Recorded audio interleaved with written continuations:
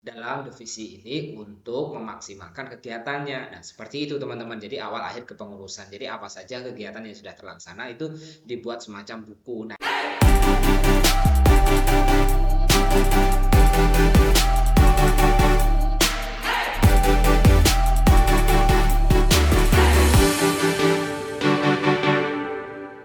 halo teman-teman, berjumpa lagi dengan saya Imam Mahmud. Pada kesempatan kali ini teman-teman, kita akan membagikan terkait dengan beberapa contoh program kerja untuk organisasi. Oleh karena itu, beberapa contoh program kerja ini bisa teman-teman tiru untuk organisasi di sekolah, organisasi ketika mahasiswa, ataupun teman-teman tiru untuk mengimplementasikan pada organisasi di kehidupan masyarakat. Ya, banyak sekali jenis organisasi. Oleh karena itu teman-teman, beberapa contoh ini bisa menjadi rekomendasi untuk kalian.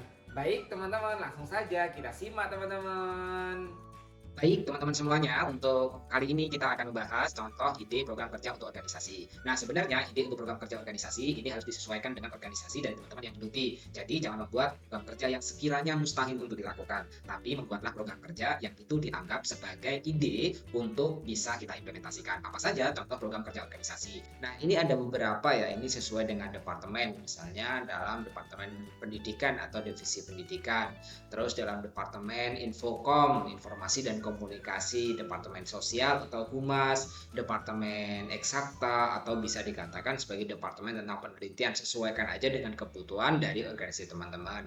Nah, ini ada banyak sekali ide program kerja untuk organisasi. Apa saja contohnya? Kita akan langsung ya, teman-teman ya. Jadi membuat program kerja dalam organisasi itu teman-teman perlu membuat timeline atau waktu penyelenggaraannya. Jadinya nanti ketika organisasi itu menjalankan rencana kegiatan atau program kerja itu sesuai dengan timeline yang sudah kita buat. Nah, ini pertama adalah Departemen Pendidikan, agenda dan waktu kegiatan.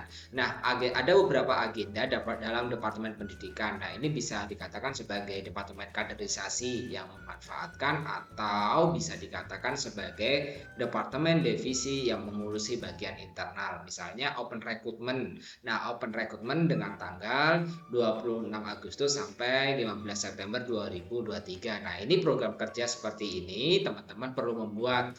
Nah, terus yang kedua adalah pelatihan pembelajaran ilmiah. Nah, ini bisa sesuaikan aja dengan organisasi spesifik teman-teman. Misalnya untuk OSIS. OSIS bisa misalnya pelatihan tryout online. Nah, seperti itu. Itu kan program kerja untuk membantu kakak tingkat kalian yang pengen masuk perguruan tinggi kan seperti itu. Nah, bisa juga ini untuk organisasi kemahasiswaan sesuaikan dengan kebutuhan. Nah, ini diadakan setiap minggu sekali. Nah, ini ada waktu atau ada tanggal kapan kita harus melaksanakan program kerja ini. Ini hanya beberapa contoh yang bisa teman-teman maksimalkan gitu ya.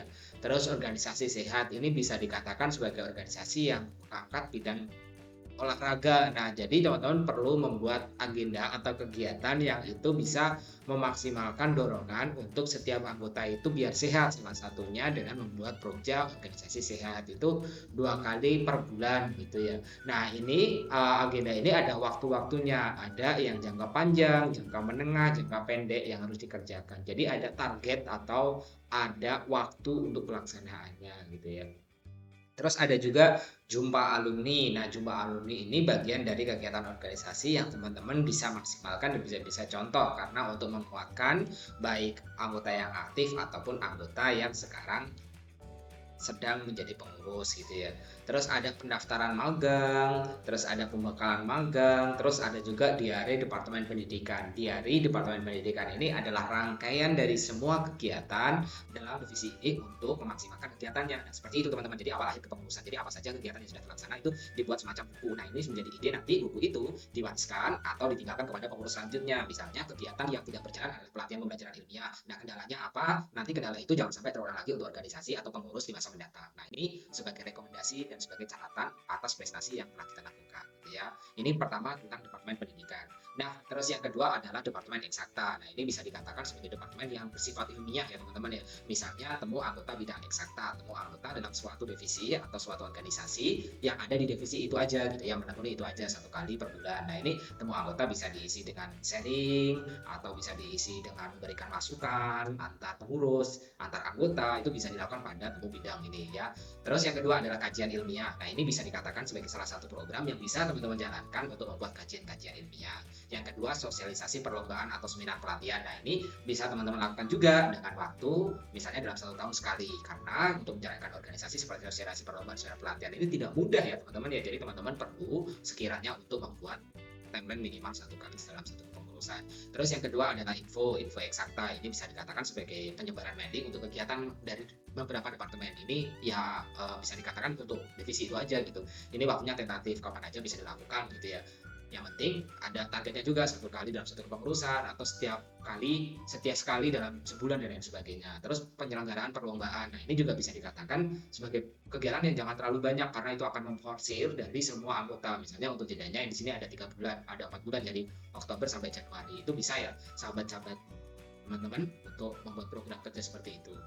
Nah, yang selanjutnya adalah membuat posko organisasi. Nah, buat posko organisasi ini sebagai sarana berkumpul untuk teman-teman menyelenggarakan kegiatan gitu ya. Terus organisasi in action. Ini sesuaikan aja sih soal nama, sesuaikan dengan kepentingan dan spesifik dari organisasi teman-teman ikuti gitu ya. Terus membuat herbarium. Nah, ini bisa juga teman-teman lakukan untuk mendorong departemen ini agar memiliki produk gitu kan ya. Nah, agar memiliki produk, nantinya produk ini bisa menjadi unggulan atau keberhasilan dari organisasi teman-teman. Nah, terus yang selanjutnya adalah membuat diary. Nah, diary ini adalah gambaran dari seluruh kegiatan kita, kalau berhasil itu bagaimana dan kalau gagal itu bagaimana. Nah, kalau berhasil itu bisa teman-teman wariskan kepada pengurus selanjutnya sehingga bisa mencontoh dari kegiatan ini. Kalau gagal apa kendalanya, nanti jangan sampai terulang lagi untuk selanjutnya. Itu ya teman-teman ya.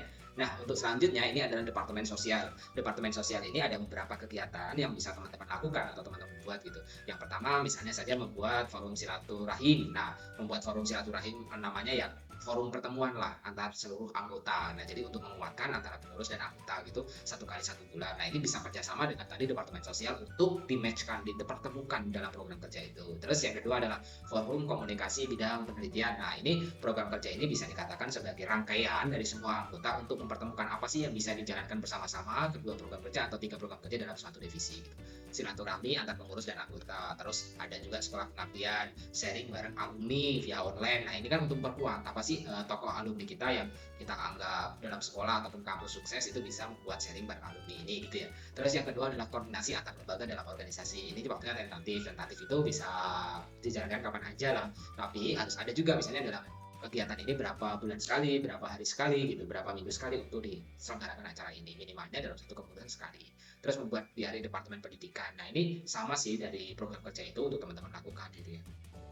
Nah, terus yang terakhir adalah Departemen Infocom. Nah, ini bisa jadi sebagai salah satu rekomendasi untuk teman-teman buat program kerja, misalnya pelatihan desain grafis. Karena apa? Desain grafis untuk generasi milenial sekarang kan hal yang sudah biasa ya dilakukan. Jadi, saya rasa ini perlu untuk didorong. Nah, dalam pelatihan desain grafis ini 8 kali dalam kepengurusan. Kepengurusan kan setiap 1 tahun, OSIS itu 1 tahun, organisasi kemahasiswaan 1 tahun, tergantung dari kepentingan organisasi teman-teman. Terus yang kedua adalah sebar informasi mading. Ini juga bisa teman-teman buat dengan membuat manding untuk mempublikasikan kegiatan dari teman-teman semuanya. Nah, ini bisa loh. Kalau misalnya sekarang bisa juga memanfaatkan akun Instagram dan lain sebagainya untuk memberikan informasi kegiatan kita. Jadi ini menjadi publikasi di media digital untuk sekarang ya. Terus yang ketiga adalah info lomba. Nah, ini untuk mendorong teman-teman semua, teman-teman anggota ataupun pengurus untuk aktif ikut lomba gitu ya. Mengupdate informasi akademik. Nah, ini mengupdate informasi akademik ini 4 kali 1 bulan. Misalnya nih informasi akademik, waktu libur, waktu kita ujian sekolah. Nah, ini bagian dari program kerja Departemen Infocom. Publis setiap kegiatan ini dengan membuat list atau membuat berita gitu ya. Ini bisa jadi menjadi publis ini menjadi eksistensi dari organisasi tersebut. Terus membuat bank laporan. Jadi setiap kegiatan dan semua departemen itu ada laporan. Laporannya sudah terlaksana atau belum, kalau belum bagaimana kendalanya, kalau sudah apa. Nah, itu membuat laporan atas prestasi yang dilakukan gitu ya. Terus ada coretan sejarah kita. Nah, catatan sejarah kita ini jadi gambaran semua tadi di hari-hari yang dari Departemen Pendidikan, Eksakta, Sosial itu dijadikan satu oleh Departemen Infocom, nantinya menjadi keputusan besar yang bisa diambil oleh teman-teman dalam mempublikasikan karya atau mempublikasikan keberhasilannya. Nah, itu saja teman-teman bagian daripada contoh program kerja untuk organisasi, baik organisasi sekolah seperti OSIS, organisasi kemahasiswaan, ataupun organisasi sosial masyarakat. Bisa teman-teman mencontohnya gitu ya. Yang pasti teman-teman di sini wewenang daripada ketua adalah mengakomodir ataupun memastikan semua program kerja ketika orientasi pengurus itu terlaksana gitu ya. Jadi ada orientasi pengurus, nanti terlaksana ketua dan wakil itu mengevaluasi atau memberikan rekomendasi dan memastikan apakah program kerja itu terlaksana atau tidak. Dan bendahara sekretaris adalah bagian daripada mencatat sekaligus memberikan rekomendasi pendanaan atas kegiatan yang dilakukan. Nanti sekretaris setiap departemen atau sekretaris eh, dalam organisasi di bawah ketua itu teman-teman itu membaca dan merekomendasikan kurangnya ini ketika membuat LPJ, laporan pertanggungjawaban. Nah itu saja teman-teman untuk contoh program kerja dalam organisasi. Sebenarnya nggak terlalu sulit. Yang sulit adalah ketika kita tidak melakukan program kerja dan itu tidak akan terlaksana. Itu ya teman-teman ya. Sebagai gambaran bagi saya, program kerja yang baik adalah program kerja yang terlaksana. Baik, terima kasih teman-teman telah menonton. Sampai jumpa pada konten saya setelahnya. Bye-bye.